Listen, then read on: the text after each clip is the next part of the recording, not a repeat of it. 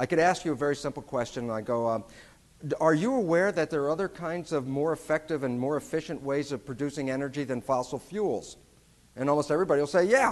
And then I said, so where are they? And the answer is, well, it's not in the interest of the fossil fuel industry to sell these things. Okay? Now, when it comes to biology, there's the drug company. They sell chemicals. They sell drugs. And if you come up with energy healing or, fields and invisible forces, that's, completely to them is like the free energy devices for the petroleum people. They will actually stop the research in that area, take away the money, or send the skeptics to your house. Like I'm sure you must have, on Halloween, skeptics show up a lot. Well, I've never had house visits from skeptics, but I do get a lot of abusive emails. There's an interesting debate in Britain at the moment because we have a socialized medicine system which is paid for from taxes. And of course it's getting more and more expensive. And it's very difficult for governments all over Europe where there's pretty good social welfare provisions on the whole. Do they raise taxes, very unpopular, to pay for ever more expensive medicine? Or do they somehow try and deliver it cheaper? And they're now very obsessed with what they call evidence-based medicine.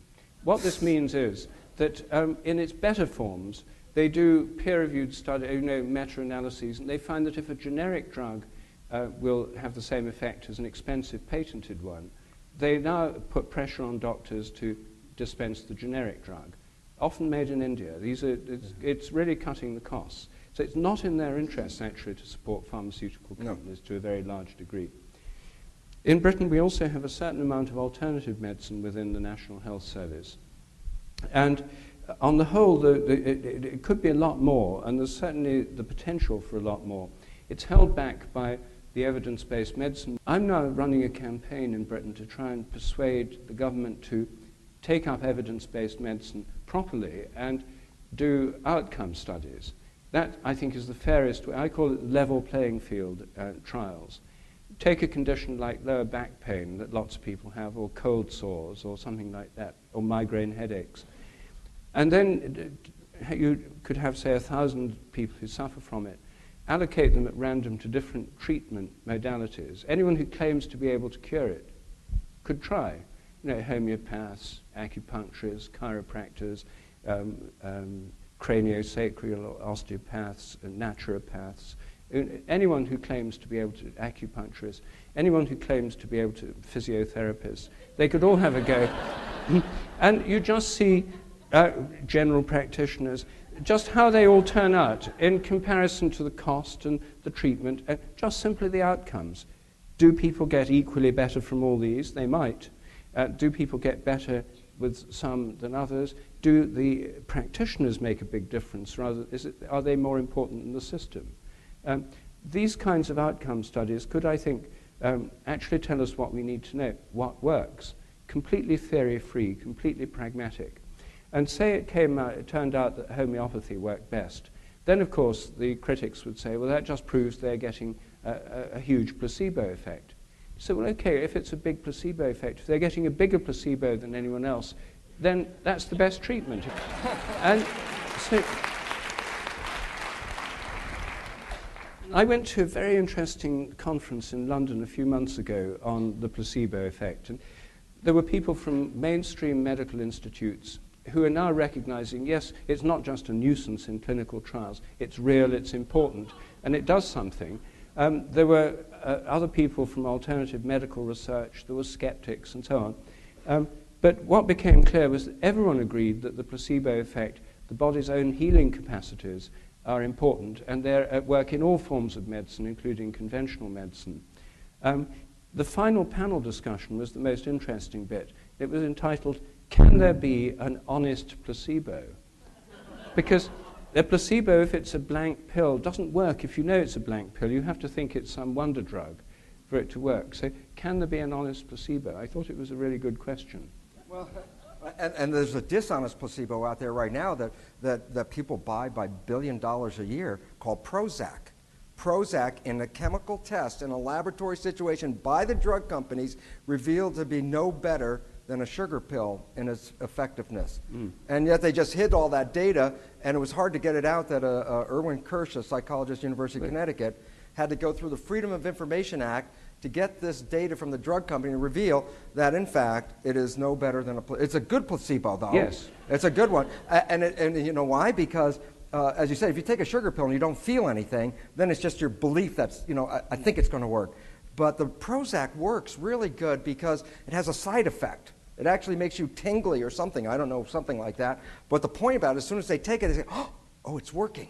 And as soon as they feel it, it enhances the placebo effect even farther. Yes. And the statistics are very clear.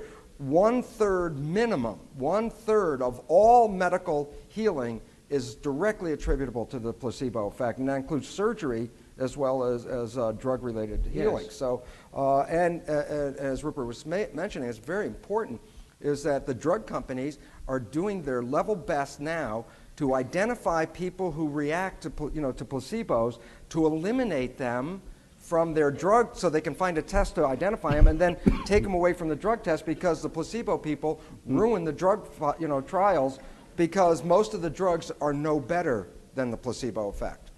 Yes. Well, Erwin Kirsch was actually at this conference I was talking he was about. there. He's now moved to England, and he's at the University of Plymouth. He gave a brilliant paper. What he showed, is much as what you say, in the published trials, the Prozac, 80%, the placebo was 80% as effective as the Prozac. In the unpublished trials that he got through Freedom of Information Act, it was 100% as effective. I didn't know that. Yes. Oh. He managed to get the drug companies to reveal them by using the Freedom of Information Act. The whole interest in the placebo effect is actually a way in, because everybody agrees it happens. Conventional doctors have been saying it for years. It's obvious it involves the mind. And now I think there are some quite interesting theories. I don't know if you've come across Nicholas Humphrey's theory of the evolution of the placebo effect. No, I haven't, actually. He's a friend of mine, a psychologist in Britain. And he's an evolutionary psychologist. So he's in other respects a skeptic, a materialist, got all the right credentials for getting on well in the scientific world. But his theory of the placebo I find very interesting. He argues that the interesting question is not why does the placebo effect happen, but why doesn't it happen most of the time. And his theory, simple and plausible though, is that not just in humans but in animals, if when you get an infection or a disease or something, if the animal throws the whole of its immune response and the whole of its healing capacities at this disease, what if another one comes along? Because you see, it takes energy and commitment of the immune system to respond in this way. But then if another disease comes along, another emergency, another injury, you've got no reserves.